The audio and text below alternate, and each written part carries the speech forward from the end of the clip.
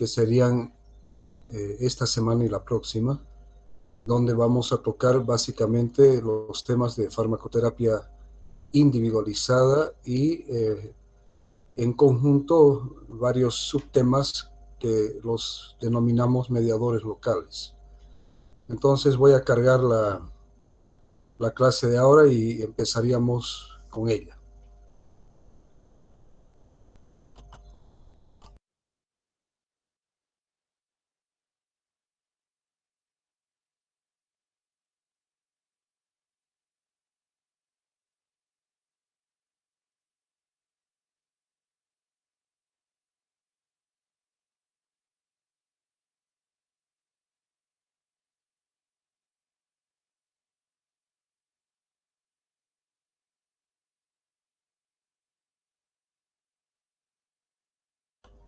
Quisiera que me digan si es que ya está visible en sus pantallas el primer slide, alguno de ustedes, cualquiera.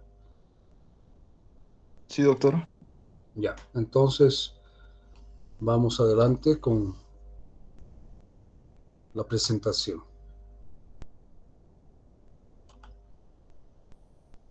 Bien, entonces como les decía, vamos a ver la farmacoterapia individualizada, ¿no? Reacciones adversas de los medicamentos, que son los RAMS, y las interacciones de los medicamentos. Bien. Como siempre, yo pongo los objetivos de aprendizaje de cada tema para que así les posibilite a ustedes poder estudiar estos temas o ampliar el conocimiento de estos temas en cualquier fuente válida de farmacología.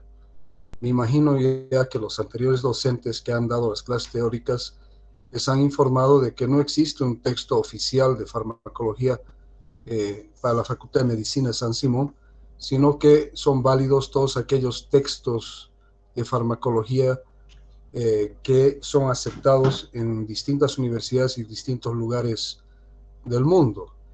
Les han mencionado el Katzun, obviamente, el Goodman y Hillman, me imagino que también el Litter, el Velázquez, el Flores, en fin, entre algunos de los textos que son válidos para farmacología. De ahí que los objetivos de aprendizaje en cada tema son importantes porque les permiten a ustedes acceder a la información farmacológica en base a estos objetivos de aprendizaje. Bien, para este tema los objetivos son los siguientes: definir y clasificar los distintos tipos de terapia, identificar los elementos de la farmacoterapia razonada, hacer un listado de los elementos que llevan a una falla en la farmacoterapia, identificar los factores que modifican la respuesta a los fármacos, hacer un listado de factores que predisponen al bajo cumplimiento del tratamiento en los distintos grupos etarios, identificar los tipos de efectos adversos de los fármacos, definir toxicidad medicamentosa, identificar sus mecanismos de producción y los blancos biológicos involucrados en esta, y por último, identificar los tipos de interacción medicamentosa.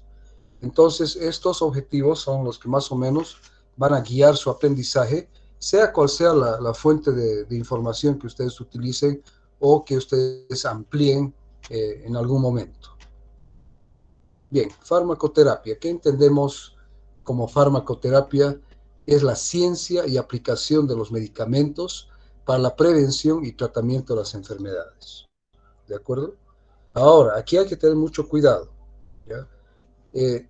La farmacoterapia obviamente que busca, ¿no?, la curación de las enfermedades de cierta manera, pero no siempre se consigue esto, ¿ya?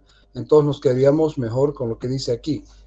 Es la ciencia y aplicación de los medicamentos, ¿ya?, para los distintos problemas que afectan o pueden afectar a los pacientes. Estudia las propiedades y acciones de los fármacos en los organismos vivos y su objetivo es el tratamiento de la enfermedad para conseguir la curación del enfermo. Pero esto, insisto, puede buscar curar la enfermedad, pero no necesariamente se puede curar la enfermedad. Qué lindo sería que podamos curar todas las enfermedades, pero sabemos que esto no es posible, ¿no es cierto? En todos los casos, en algunos sí. A ver, un ratito voy a parar, voy a admitir, creo que hay algunos estudiantes que quieren ingresar, los vamos a admitir un ratito.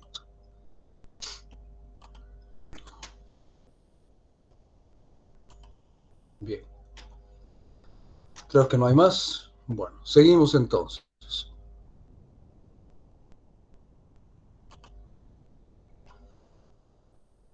Bien, qué tipos, qué tipos de farmacoterapia tenemos?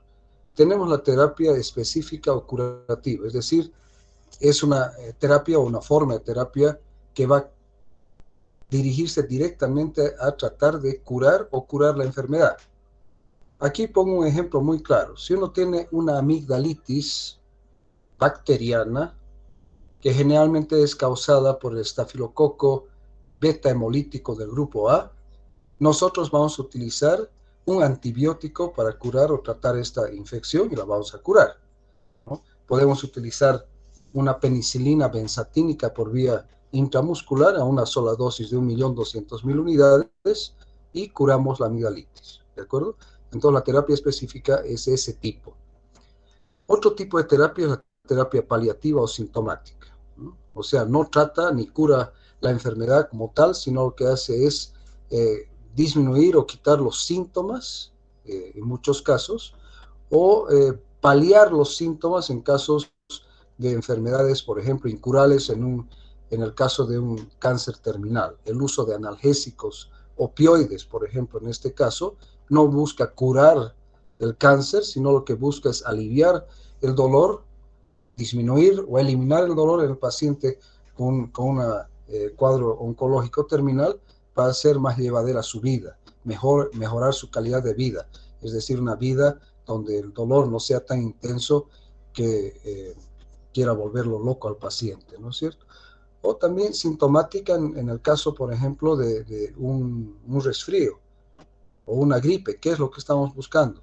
Cuando estamos con gripe nos duelen los huesos, nos duelen las articulaciones, los músculos, estamos congestionados, nos duele la cabeza, entonces tomamos un antigripal que en su composición tiene un analgésico antipirético, tiene un descongestionante nasal sistémico y tiene un antihistamínico. Entonces estamos utilizándola para aliviar, para disminuir los síntomas, porque sabemos que el cuadro de un resfriado o una gripe es causado por un virus y tiene un ciclo de vida, ¿no es cierto?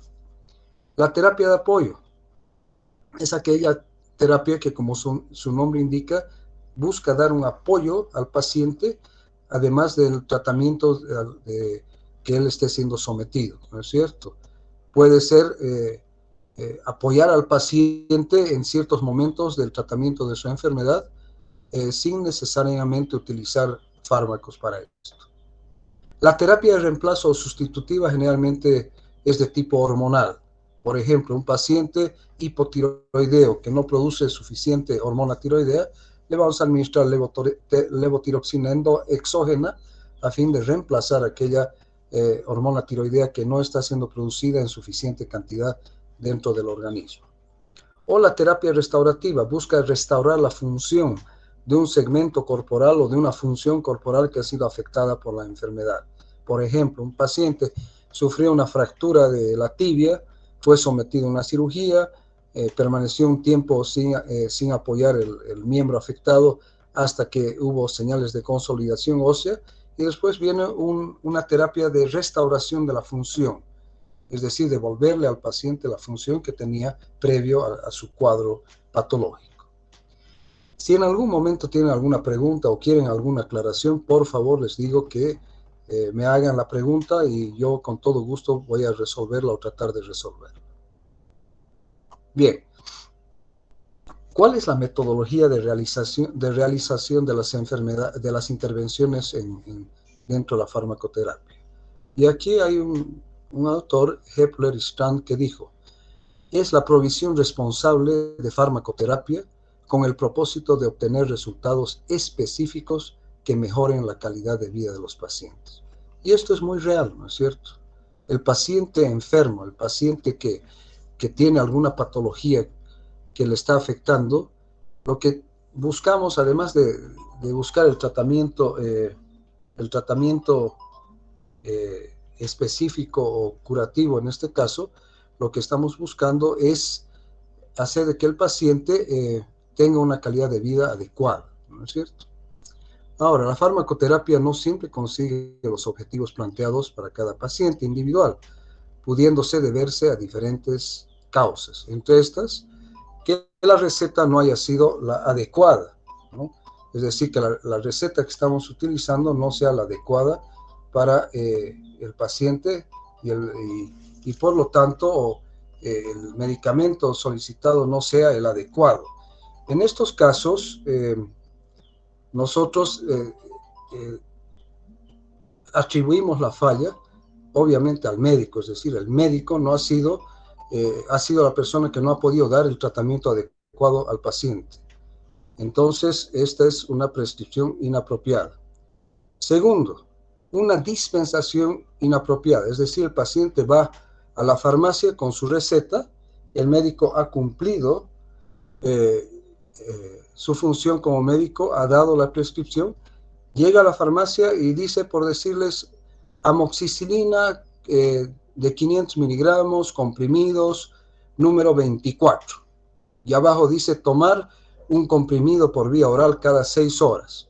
Llega a la farmacia el paciente, ¿no es cierto?, con su receta, y le dice a la que vende en la farmacia, le dice, señorita, ¿tiene este medicamento? Y la de la farmacia dice, sí, lo tenemos. Y inmediatamente le pregunta, y esto es una falla en la dispensación, la de la farmacia, la que vende, dice, ¿cuántos quiere? Siendo que en la receta dice 24. Y ella debería proveer al paciente los 24 y no fraccionarlo. Y el paciente hace la pregunta, ¿cuánto cuesta? Y ella le dice, por decirles, cada comprimido vale 5 bolivianos. Entonces el paciente le dice, entonces deme 4, siendo que en la prescripción dice 24. ¿Ya? Entonces es una falla muy común, especialmente en nuestro medio, porque lo que tienen que tomar en cuenta es que la prescripción no puede ser fraccionada. El único que puede autorizar una modificación de la prescripción es el médico.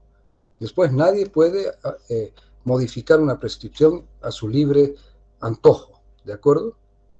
Tercero, el incumplimiento. Y el incumplimiento generalmente es relacionado en pacientes con tratamiento ambulatorial. Es decir, el paciente se lleva su receta, se compra sus medicamentos.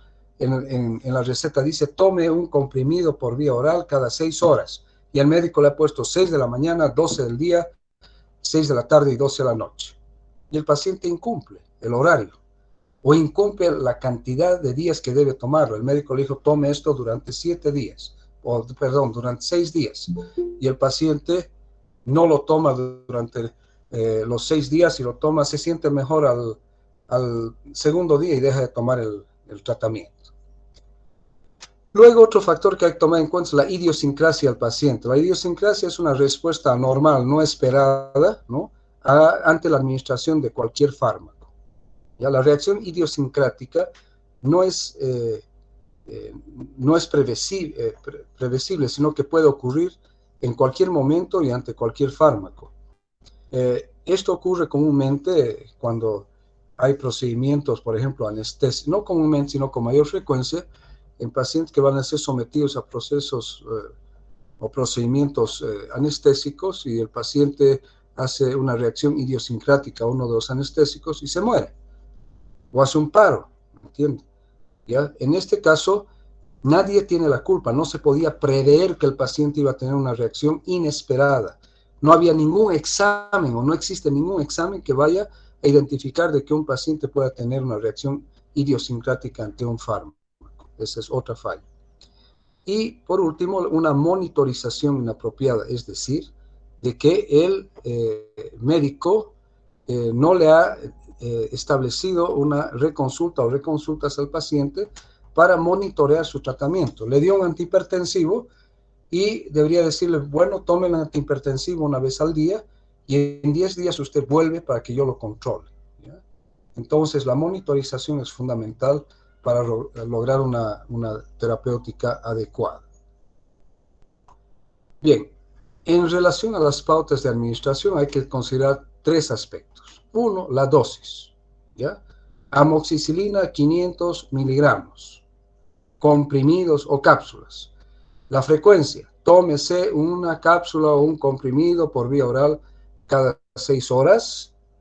Duración del tratamiento durante 6 días. ¿De acuerdo? Entonces, la administración la establece el médico.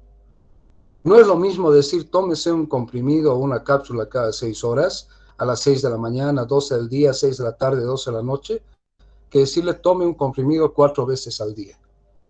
¿Me entiende? La interpretación de 4 veces al día puede ser tomar 2 en la mañana, 2 en la noche, si es que el paciente sería el que determina el horario.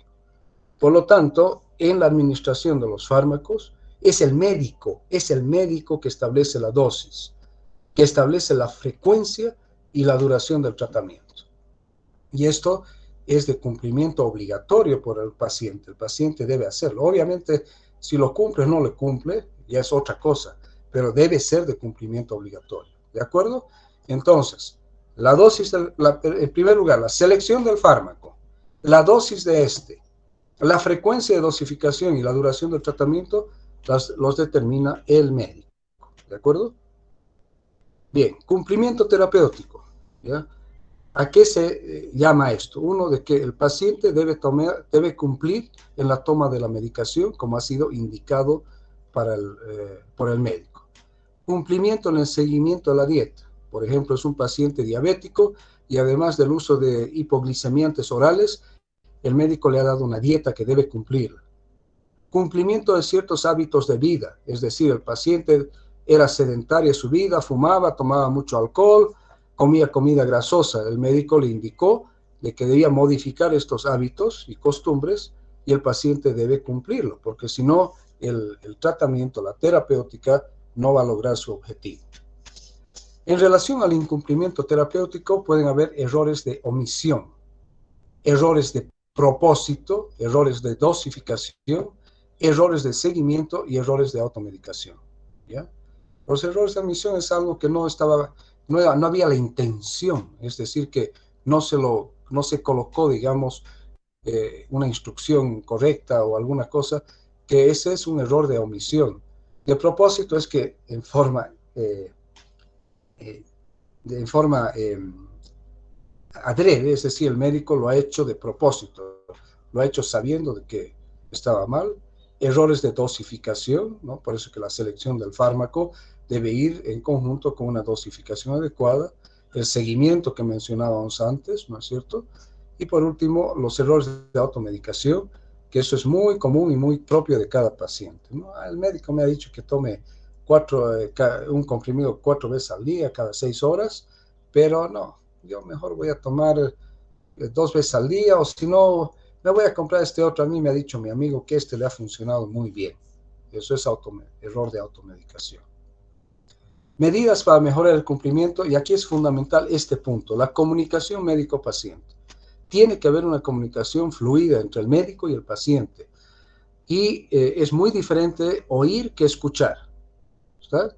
Podemos oír bulla, podemos oír cosas, pero el escuchar, el procesar, ¿no es cierto? Lo que se nos ha dicho, implica el poner atención a lo que se nos está diciendo y entenderlo.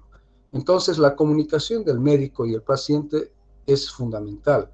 El médico tiene que tomarse el tiempo de explicarle al paciente qué problema o problemas tiene, la naturaleza de ellos, cuál es el pronóstico de estos problemas, qué se busca con el tratamiento. ¿Ya? ¿Qué puede ocurrir si es que el paciente no cumple el tratamiento?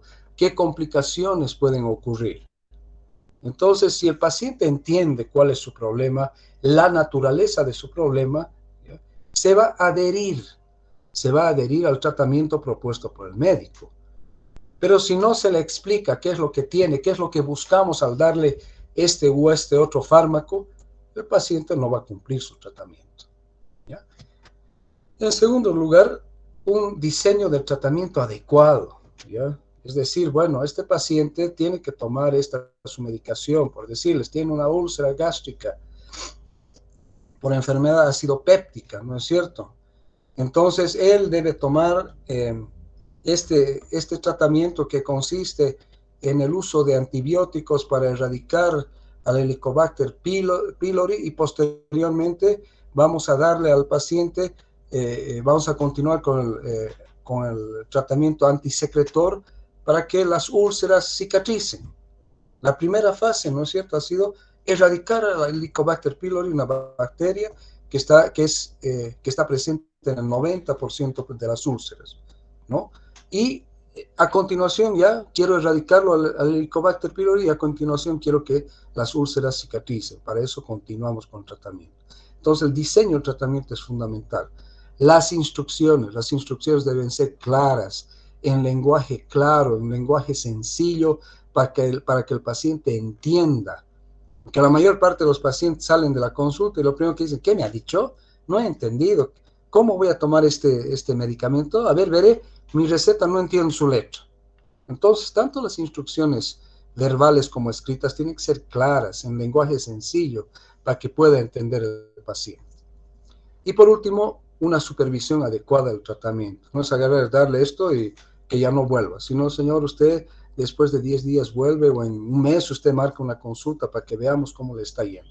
¿Ya? Entonces, estos son factores muy importantes y medidas para mejorar el cumplimiento del tratamiento. Bien, en relación a las pautas de administración, se debe individualizar, ¿ya? O sea, aquí partimos de un punto muy importante. Cada individuo es diferente. La respuesta de cada individuo a la terapéutica es completamente diferente. Entonces, siempre se debe individualizar al paciente. Es un paciente único, ¿de acuerdo? Aunque hayan pacientes con patologías similares, pero cada paciente es un paciente único. Entonces, se debe individualizar las características de la enfermedad o del problema o de los problemas que le afectan al paciente. Segundo, tomar en cuenta la eficacia y la toxicidad del fármaco, o la eficacia del fármaco para tratar el problema y potencialmente los efectos adversos que este puede producir. Tomar en cuenta las características farmacocinéticas. Aquí inclusive entra la forma farmacéutica, ¿ya? Es muy diferente decirle al paciente, usted va a tomar un solo comprimido por día, ¿ya? Con un vaso de agua por vía oral. A decirlo, no, usted se va a aplicar una inyección por día, diferente, ¿no es cierto? ¿Ya?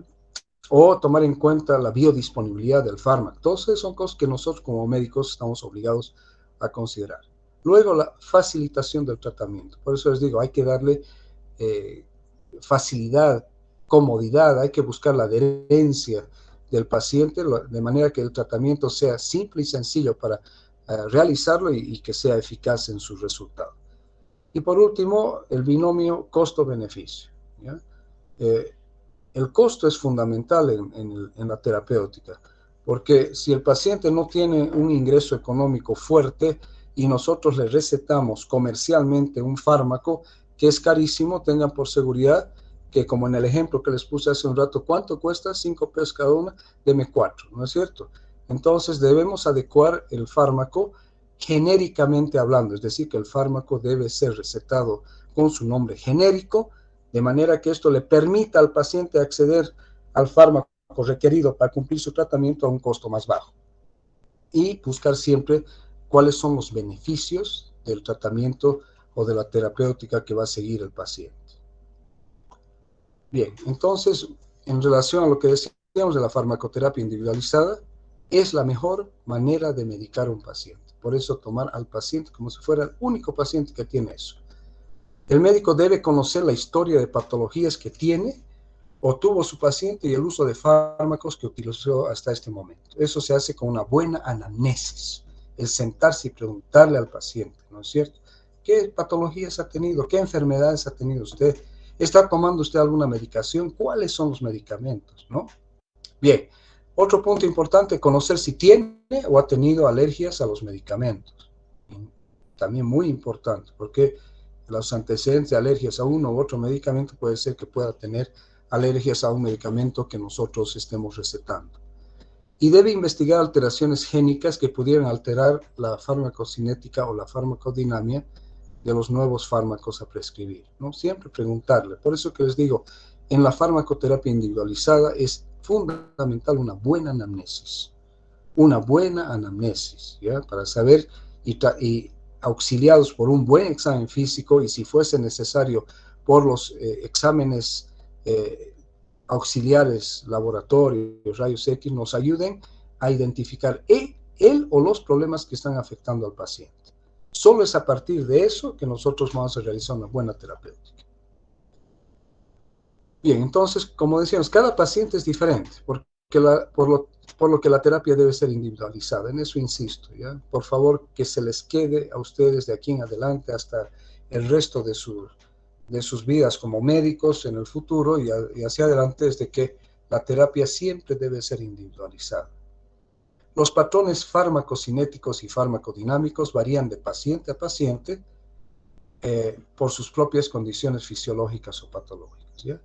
Los pacientes pueden ser similares, pero nunca iguales. Por eso que insistimos en individualizar la terapia.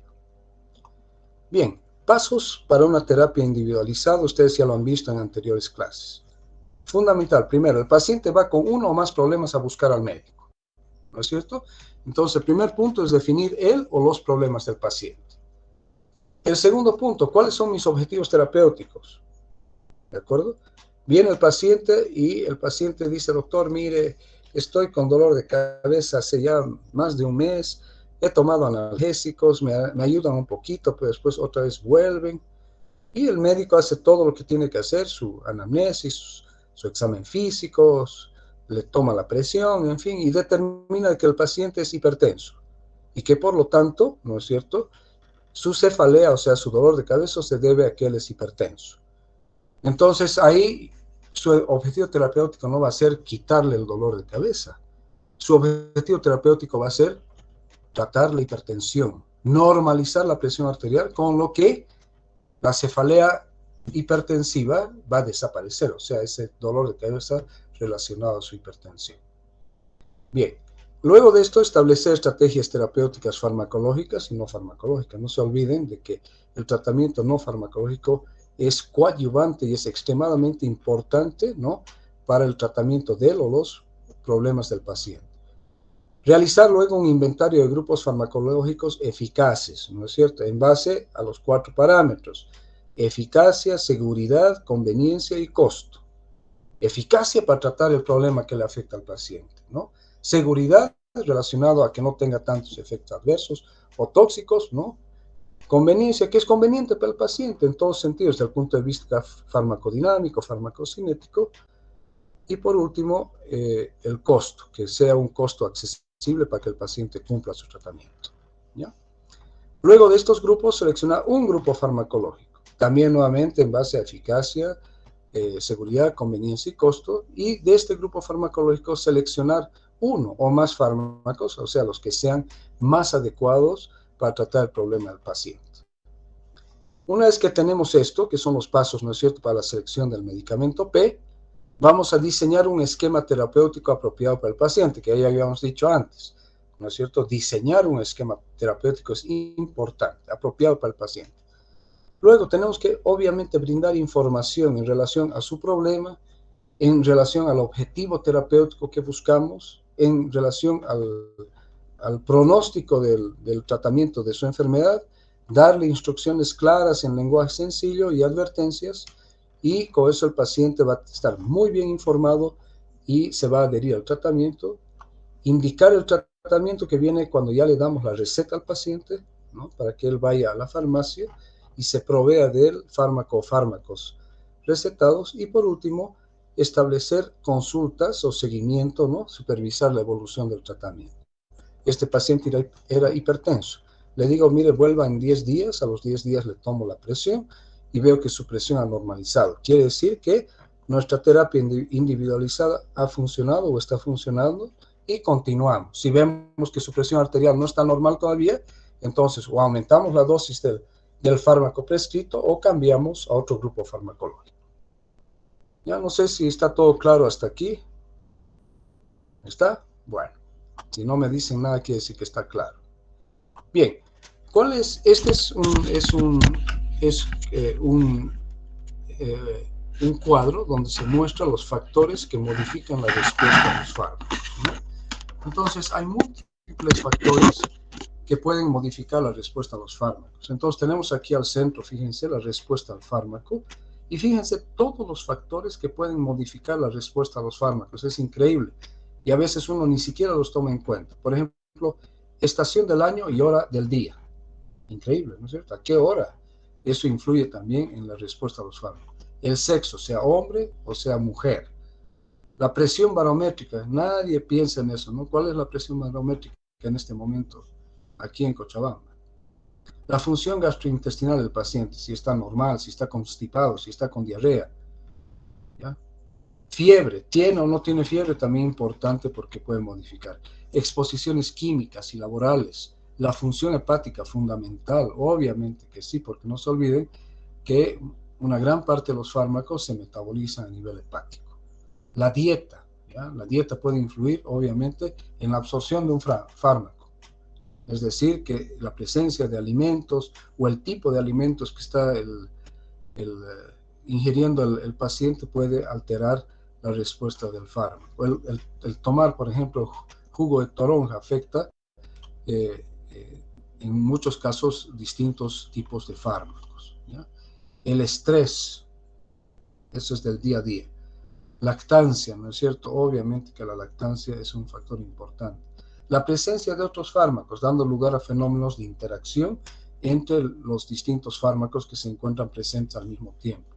La enfermedad, la función cardiovascular, ay, perdón, nos fuimos atrás, la función cardiovascular, la inanición, es decir, un paciente extremadamente desnutrido, el ejercicio, la edad, ¿ya? Los extremos de la vida, niños pequeños o la niñez, el anciano, la radiación solar, el embarazo, ¿no? Que cambia patrones farmacocinéticos, etc.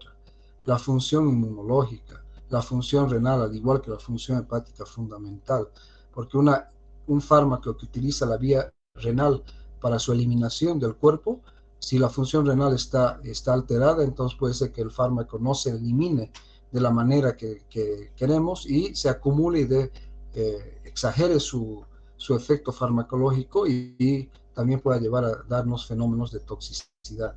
La genética, y eso es importante. ¿Ya? A veces es muy difícil, obviamente, determinar esto, pero la genética también es importante. La inmunización, ¿ya? Que también es la ingestión de alcohol, que puede modificar la respuesta a los fármacos, el nivel de albúmina para la fijación de los fármacos a las proteínas, el tabaquismo y el peso. Entonces, todos estos son factores que aunque uno no los tome en consideración la mayor parte de las veces, los debería tomar en consideración para una adecuada terapéutica. Bien, factores que modifican el efecto de los fármacos. Hay factores que dependen del individuo, ¿ya? Y aquí tomamos en cuenta la variación individual. Y en esto se debe tomar en cuenta el peso, la edad, el sexo, la raza y la talla del paciente, ¿ya? Como vamos a ir viendo después. Factores de tipo psicológico definen la actitud del paciente frente al régimen terapéutico, ¿no es cierto? ¿Cuál es la actitud? El paciente sí está interesado en que su problema se resuelva, por lo tanto, tiene una actitud positiva hacia su régimen terapéutico. No, el paciente desconfía, no está de acuerdo, ¿no es cierto? Entonces es importante también eso. Factores de tipo genético por deficiencia de enzimas, por ejemplo, la deficiencia de la glucosa 6-fosfato deshidrogenasa, que es importante para el metabolismo de algunos fármacos, ¿ya? Factores dependientes de enfermedades previas que alteran los procesos de farmacocinética, ejemplo, cambios en la sangre, problemas cardíacos, renales, hepáticos, arteriosclerosis, ¿no? No se olviden de que la farmacocinética sigue el viaje del fármaco desde que agarramos un comprimido en nuestra mano, la colocamos en nuestra boca, agarramos un vaso de agua, deglutimos el fármaco, va al estómago, el estómago al intestino delgado, el intestino delgado a la circulación portohepática, sufre efecto de primer paso, luego a la circulación sistémica, ¿no es cierto? La distribución del mismo y por último el metabolismo y la eliminación y o la excreción del fármaco hasta que ya no tiene acción farmacológica y por lo tanto no da lugar a un efecto farmacológico, ¿ya? Que eso puede ser alterado por enfermedades previas.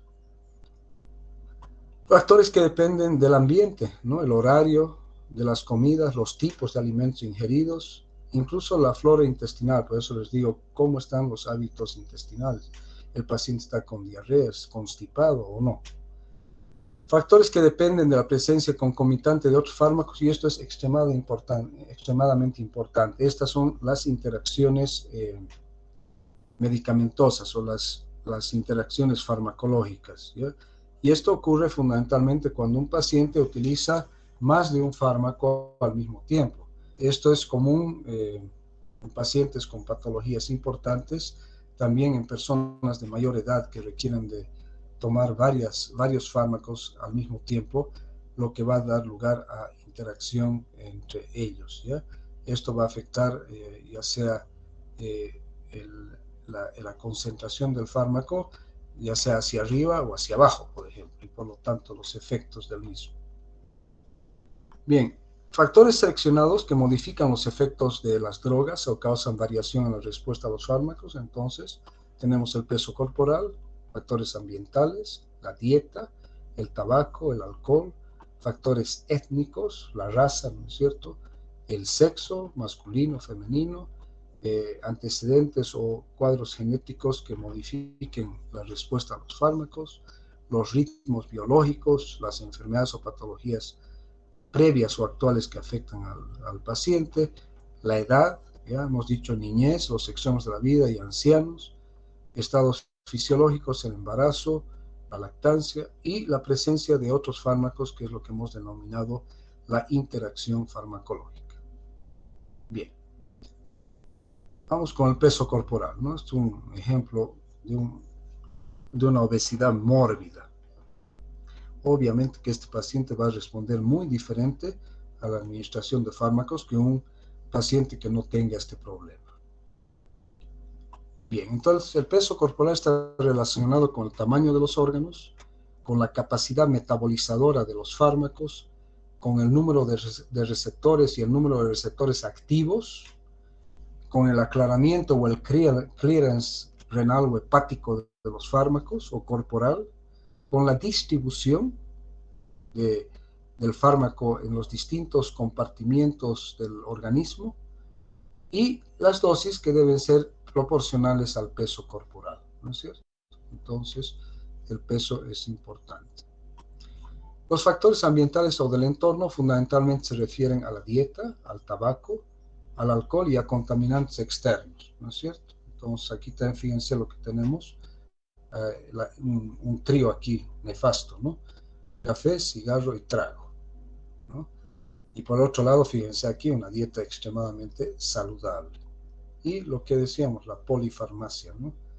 La gran cantidad de fármacos que pueden estar al mismo tiempo. Bien, la dieta, ¿cómo puede afectar el metabolismo de los fármacos? O sea, la dieta, ¿cómo puede afectar cómo se metabolizan los fármacos? Si la dieta es hiperproteica, exceso de proteínas, va a aumentar el metabolismo. Si la dieta es hipocalórica, disminuye el metabolismo de los fármacos, ojo. Si la dieta es hipoproteica e hipocalórica, disminuye también el metabolismo.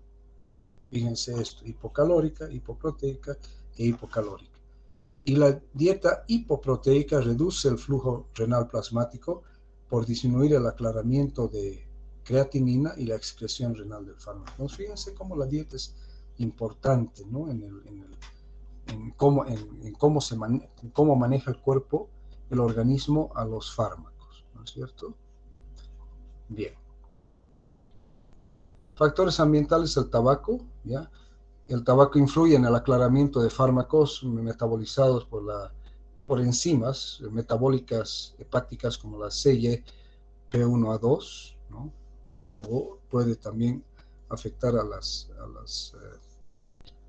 citocromos oxidasas. Induce a la formación de hidrocarburos policíclicos aromáticos que son carcinógenos. Reduce la dosis de teofilina e insulina. Disminuye el efecto de las benzodiazepinas. Disminuye el efecto de los beta bloqueantes y disminuye el efecto de los opioides. Entonces, fíjense que el tabaco no solamente es un problema a nivel del aparato respiratorio y corporal con la dependencia al mismo y también la tolerancia al mismo, sino que también afecta el efecto de diversos fármacos dentro del organismo e incluso de ciertas enzimas. El alcohol. En el alcohol hay que diferenciar si el consumo del alcohol es agudo o es crónico, ¿no? Y obviamente tomar en cuenta la cantidad de la ingestión de alcohol. Entonces, agudo inhibe al sistema de citocromos, que son la principal vía metabólica de muchos de los fármacos. Aumenta la concentración de diazepam, ¿no? Por eso que la combinación de alcohol con ansiolíticos hipnóticos como el diazepam es mortal. Muchísimas personas famosas, actores, cantantes, han muerto con la combinación de alcohol y hipnóticos sedantes como el diazepam. La amitriptilina, ¿no es cierto?, que son antidepresivos, la warfarina, que es un anticoagulante, y el fenobarbital, que es del grupo de los analgésicos opioides. Y crónico disminuye la concentración de warfarina. ¿Ya? Fíjense que agudo aumenta la concentración de la warfarina, es un anticoagulante oral. En cambio, el consumo crónico disminuye la concentración de warfarina, y warfarina lo toman los pacientes que tienen problemas tromboembólicos. Entonces, si uno consume crónicamente el alcohol, va a disminuir la concentración de warfarina y aumenta el riesgo de tromboembolismo. También la fenitoína, y aumenta la hepatotoxicidad del paracetamol. El paracetamol, el analgésico tan común, distribuido en todas partes del mundo, es hepatotóxico a dosis altas, y si tú combinas eso con el alcohol, que el alcohol ustedes saben que también es hepatotóxico, es una combinación también muy peligrosa. Bien, factores técnicos. ¿Ya? La raza constituye un factor clave a la hora de elegir medicamentos y dosis de fármacos. ¿Ya? Esto hay que tener muy en cuenta. ¿Ya? La respuesta a los fármacos varía de raza a raza. ¿Ya? Existen polimorfismos en muchos genes, en 8% de los caucásicos. O sea que ni siquiera por decir, él es de raza caucásica o él es de raza blanca, todos van a ser iguales, ¿no? Eso depende de cada persona. En asiáticos, la actividad de enzimas como la vitamina K, epóxido reductasa, tiene polimorfismos que hace que un individuo sea más o menos sensible a la warfarina, que es un anticoagulante que actúa sobre los factores vitamina K dependientes. ¿Ya? El nitrato de isosorbide y la hidralacina, que son utilizados en problemas cardiovasculares, como angina de pecho, por ejemplo, ¿no? En afroamericanos reduce la mortalidad en un 43%, es decir, que existe una mejor respuesta en los afroamericanos al dinitrato de isosorbide, ¿no es cierto?, que tal vez en otros grupos étnicos. Bien, continuando con los factores técnicos, existe un aumento de sensibilidad a fármacos específicos, por ejemplo, al propranolol, que es un beta bloqueante no selectivo en africanos, es decir, en pacientes de la raza negra. Existe una toxicidad aumentada para atropina en los africanos, es decir, que los africanos van a sufrir una mayor toxicidad por atropina que otras razas. Aumento de efectos del haloperidol en los japoneses.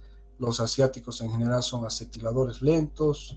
Existe un metabolismo ultra lento en asiáticos por deficiencia de la CYP2D6, ¿no? Deficiencias enzimáticas en los europeos, lo que yo os decía, la glucosa 6-fosfato deshidrogenasa, lo que condiciona que no pueden utilizar ciertos antimaláricos que pueden llevarles a producir una anemia de tipo hemolítico. ¿Ya? Entonces, factores técnicos que siempre hay que tomar en cuenta. El sexo. Existen diferencias en el metabolismo, en la biodisponibilidad y la distribución de los fármacos entre el sexo masculino y el sexo femenino.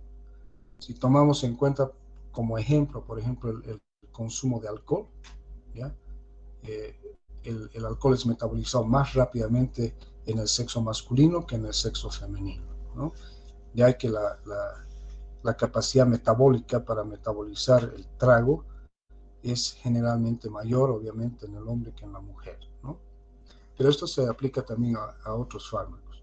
Y los mecanismos de esto no se conocen con exactitud.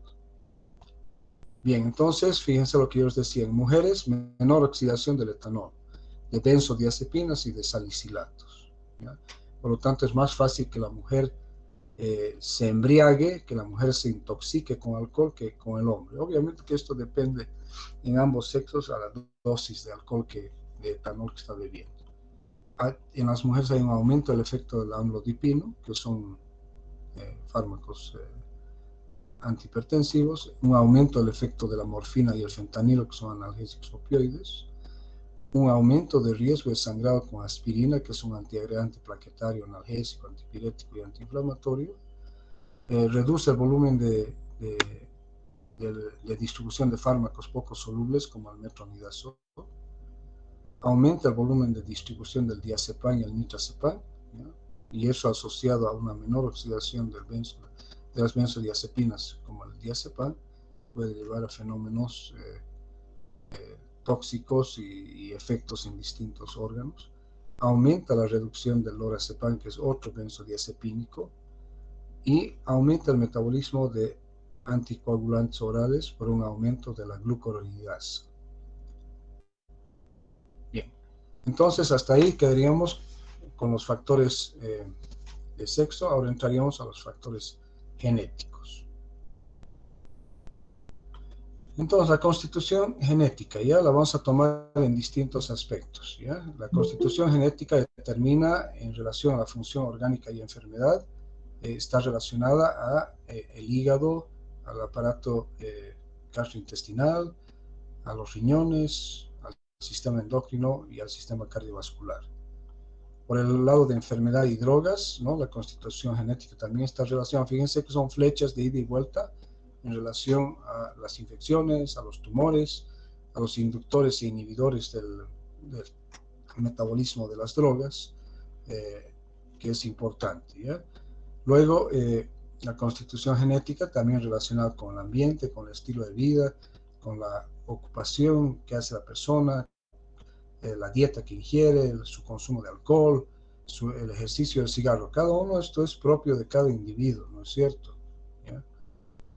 Y luego, en relación al paciente, la edad, el sexo, el embarazo y el ritmo circadiano, ¿ya? Noche y día. Es importante, entonces, la constitución genética influye todos estos aspectos, ¿ya?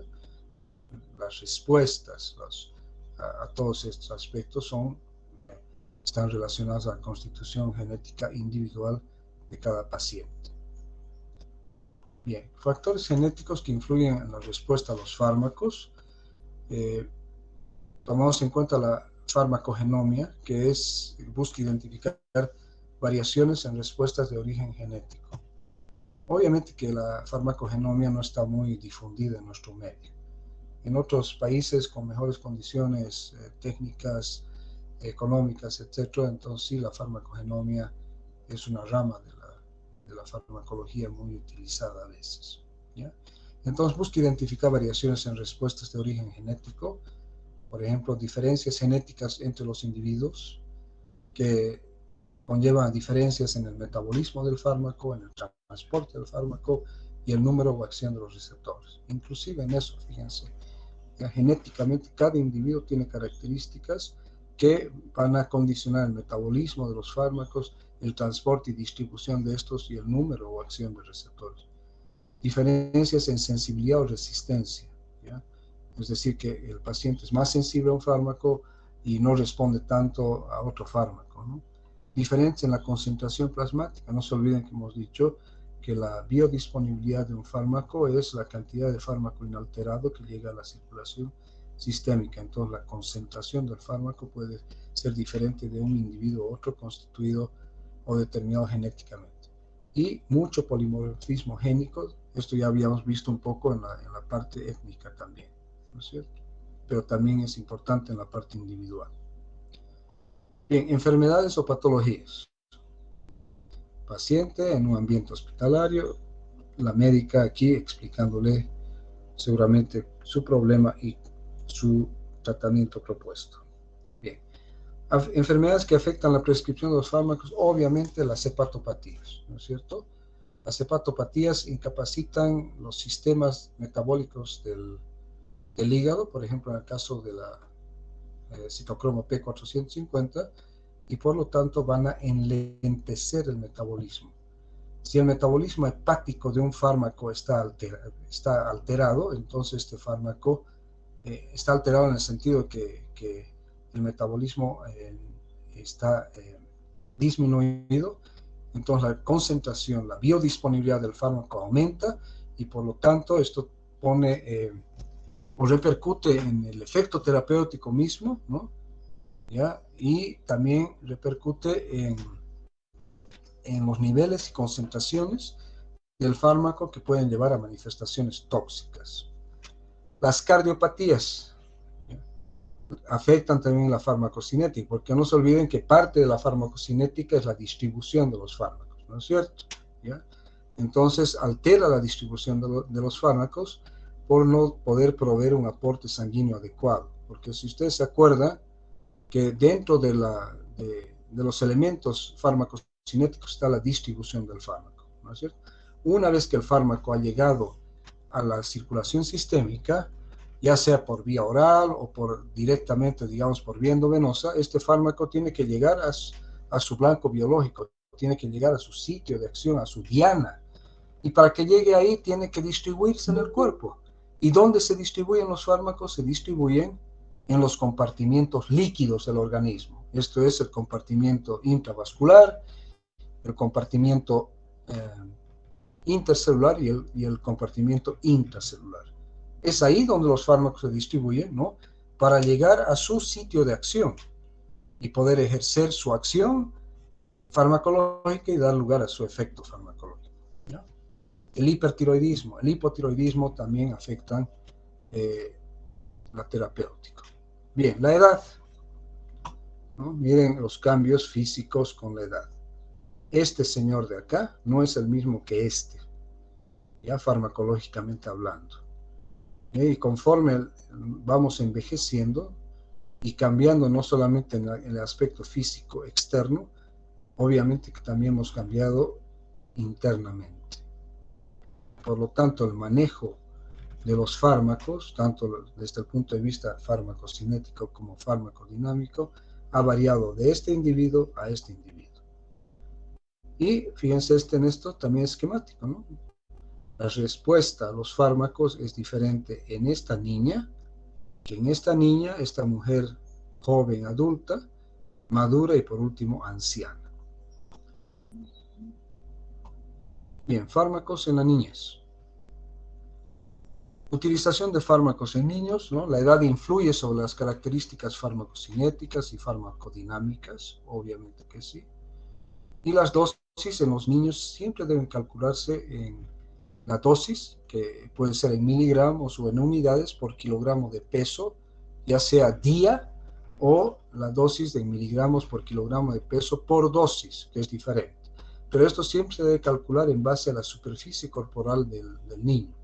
Es muy diferente la superficie corporal de este recién nacido que de este niño, ¿no es cierto?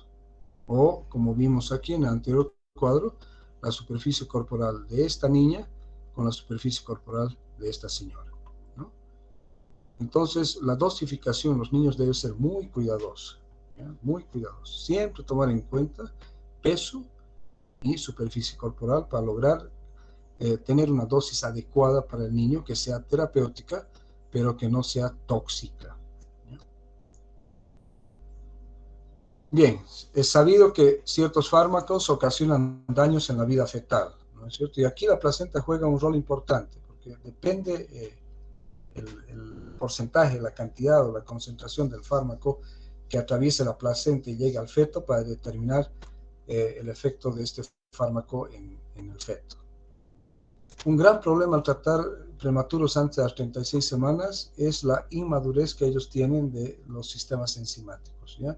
Es decir, que si los sistemas enzimáticos de estos prematuros está inmaduro, quiere decir que la administración de fármacos obviamente también va a ser afectada por esta inmadurez del sistema metabólico, por ejemplo, hepático del fármaco, dando lugar también a fenómenos de acumulación o efectos adversos que pueden darse por este motivo. Recordar que los neonatos tienen inmadurez hepática y renal, que son los dos principales mecanismos de eliminación y de excreción a nivel hepático por metabolismo hepático y renal por la salida y eliminación del fármaco por vía renal. El lactante ya tiene madurez completa para muchos de los sistemas enzimáticos y en niños de 2 a 12 años el aclaramiento hepático es mayor que en el adulto, es decir, que se elimina mayor cantidad de fármaco en plasma, por ejemplo, ¿no es cierto?, en relación a los adultos, ¿no es cierto?, que son mayores a este grupo etario de 2 a 12 años. Y en el adolescente de 12 a 18 años, la farmacocinética y la farmacodinamia es igual que en el adulto. De ahí que ustedes cuando vean la administración de fármacos, se pone como límite. En niños mayores de 12 años y adultos, la dosis es tal. Porque ya el comportamiento farmacocinético y farmacodinámico es el mismo para ambos. Bien, tomando en cuenta en los niños los factores farmacocinéticos, el tránsito gastrointestinal puede estar incrementado en los niños, ¿no? La superficie de absorción relacionada con la superficie corporal es mayor en infantes y niños que en adultos. Eso es lógico, ¿ya? Porque si bien la superficie corporal es menor, la superficie por donde se absorbe el fármaco es mayor en infantes y niños que en el adulto. La excreción de enzimas pancreáticas es menor en recién nacidos, pero no ocurre un síndrome de mala absorción y no se observan efectos en la absorción de los fármacos, a pesar de que la excreción de enzimas pancreáticas es menor en los recién nacidos. Y en general en los niños aumenta el fenómeno del primer paso. Al estar aumentado el efecto del primer paso para aquellos fármacos que se administran por vía oral, ¿ya?, por lo tanto la biodisponibilidad va a ser menor. ¿No es cierto? Cuanto mayor es el efecto del primer paso, más afecta la biodisponibilidad del fármaco y por ende su efecto terapéutico. Bien, la capacidad hepática para metabolizar drogas en niños es baja al nacer y el desarrollo de varias vías metabólicas es variable y puede ser influenciado por la exposición a drogas en el útero y en el periodo postnatal. Por eso que hay que tener mucho cuidado en recetar, en prescribir drogas a los niños pequeños, ¿no es cierto? Ya no hay que acostumbrarse, habituarse a para que cualquier problema que tenga un niño recetarle un fármaco, ¿ya? Hay que tomar en cuenta esta capacidad de metabolización de drogas que tienen los niños, ¿ya? Es importante, porque no se olviden que una gran parte de los fármacos son eliminados del organismo por metabolismo hepático. Yo les decía a mis alumnos, ¿cuándo ha sido eliminado el fármaco del organismo? Yo les digo en dos situaciones. Uno, metabólicamente, es decir, el hígado ha metabolizado el fármaco, por lo tanto, lo que queda, el metabolito, lo que queda del fármaco, no ejerce acción y por lo tanto no hay efecto farmacológico. Esa es una forma de eliminación. Y otra forma de eliminación es a través de la excreción, generalmente por vía renal, pero puede utilizarse cualquier parte del aparato excretor humano para tomar en cuenta esto, ¿ya? Por lo general el metabolismo es diferente al de los adultos. La segunda fase metabólica, que implica la conjugación con sustratos endógenos, como el ácido glucurónico, es baja al nacer, pero con el sulfato es normal. La glucuronidación alcanza niveles de adulto a los 3 años de edad, es decir que ya a los 3 años de edad un niño tiene la capacidad metabólica de la fase 2 completa.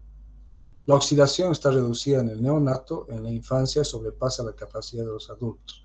Esto es importante porque si nosotros decimos que la fase metabólica 1, o sea, la fase 1 del metabolismo hepático, comprende básicamente 3 procesos, ¿no?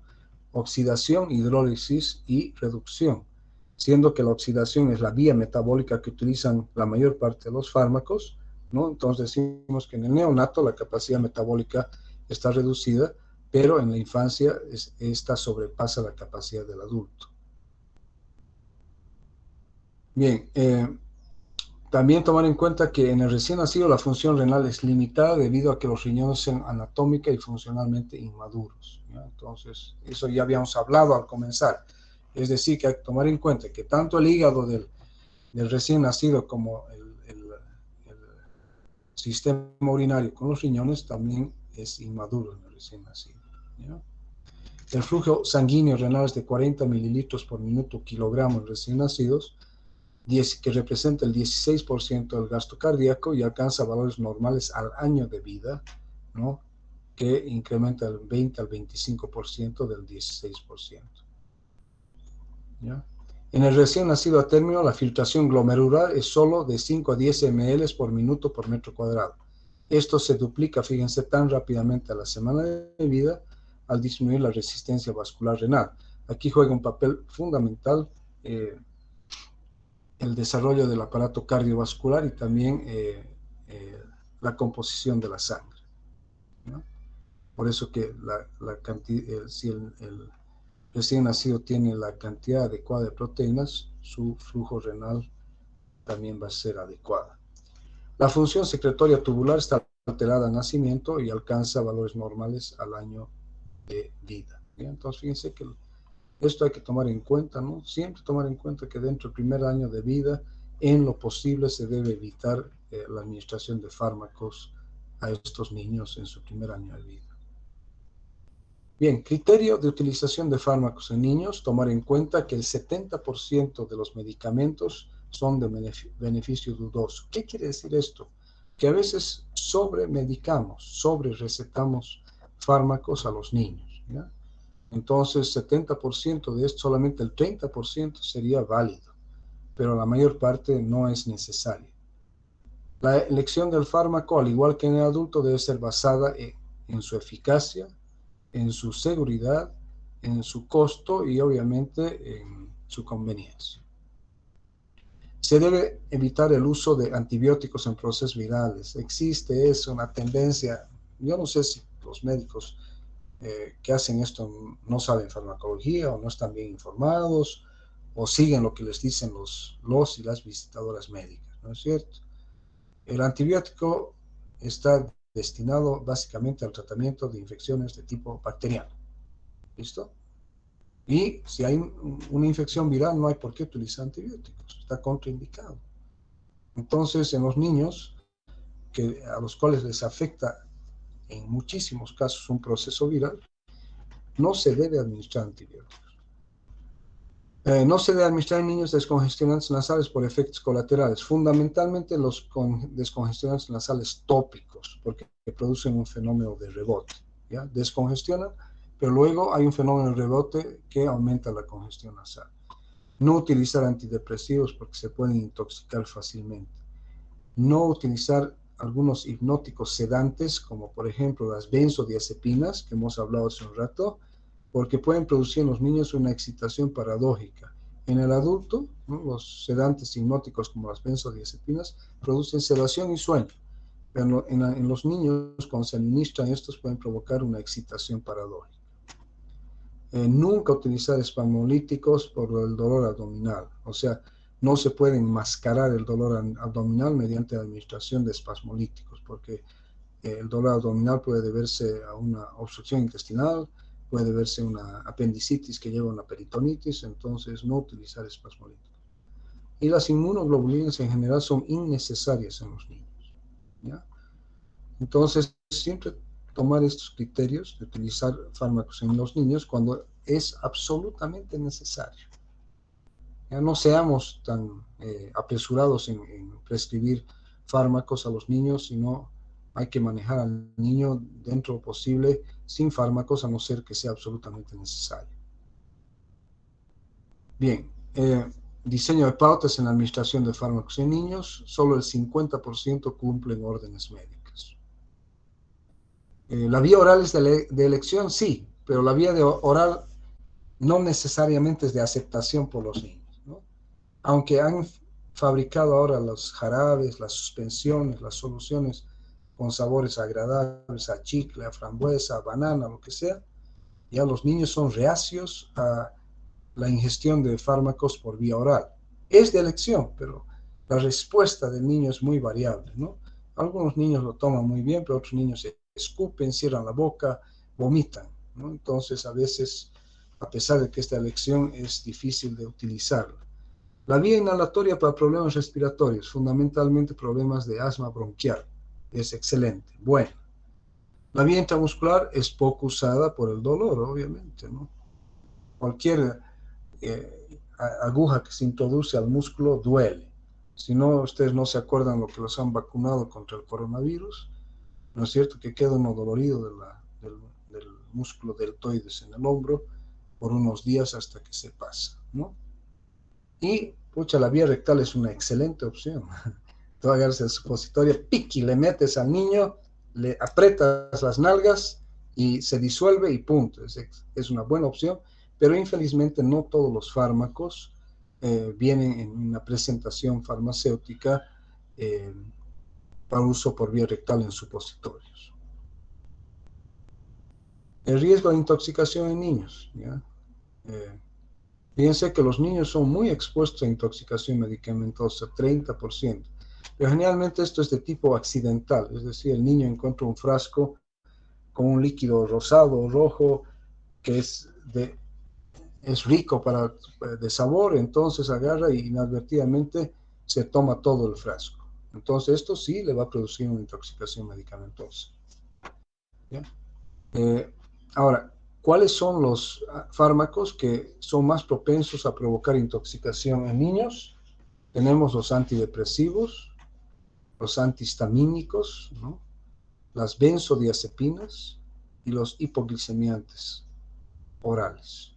Pero generalmente estos no se utilizan. En la ingestión de antihistamínicos también, por ejemplo, en los antigripales, que vienen también en jarabito o en suspensión de color y de sabor agradable, puede llevar a una intoxicación inadvertida. No utilizar tetraciclina porque afecta el esmalte de los dientes en forma permanente en los niños en crecimiento, ni el cloranfenicol porque puede llevar a síndromes como el niño gris, etc. Entonces, nunca utilizar tetraciclina ni cloranfenicol. El riesgo de utilización de quinolonas, que son antibióticos excelentes, existen estudios en animales de laboratorio que dicen que afecta al cartílago de crecimiento. Obviamente, por razones éticas, no se han realizado estudios en niños, por eso que yo pongo aquí entre paréntesis discutible.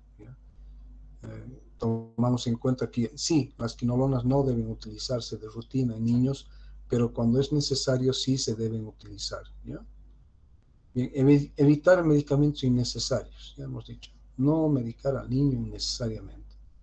Evitar acetaminofeno en dosis altas. El acetaminofeno es uno de los analgésicos antipiréticos más utilizados a nivel mundial en niños.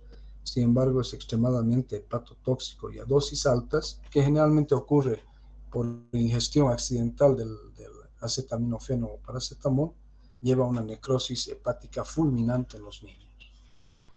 Evitar el uso de aspirina en procesos virales porque puede desencadenar el síndrome de Reye, pero esto es cuando el niño tiene un cuadro viral importante, ¿no es cierto? Es decir, tiene una enfermedad viral que le afecta de forma importante, ¿no? Está con fiebre, con dolor de garganta, está con dolor de cabeza, dolor de cuerpo, ¿no? No quiere comer, etcétera, etcétera. No se debe administrar aspirina en horario jamás, porque puede dar lugar al síndrome de Reye, que se caracteriza por un cuadro de encefalitis, hepatitis y pancreatitis decurrente del uso de aspirina en un proceso viral importante en niños. De ahí que los antigripales para niños no contienen aspirina. Diseñar tratamientos simples, o sea, que el niño sea sometido, por decirles, al tratamiento con una dosis diaria o 2 dosis diarias durante unos cuantos días y así facilitar su tratamiento. Y nunca dejar medicamentos al alcance de los niños. Nunca. Porque el riesgo de intoxicación es muy alto. Bien, entonces aquí vamos a quedar, ¿no? Y mañana continuamos con el uso de fármacos en ancianos hasta concluir este temario el día jueves, ¿no? ¿Hay alguna pregunta hasta aquí? ¿O está todo claro? ¿Qué me dice? ¿Alguna pregunta? Chicos, chicas, ¿o está todo claro? ¿Qué me dice? No sé si hay alguna pregunta.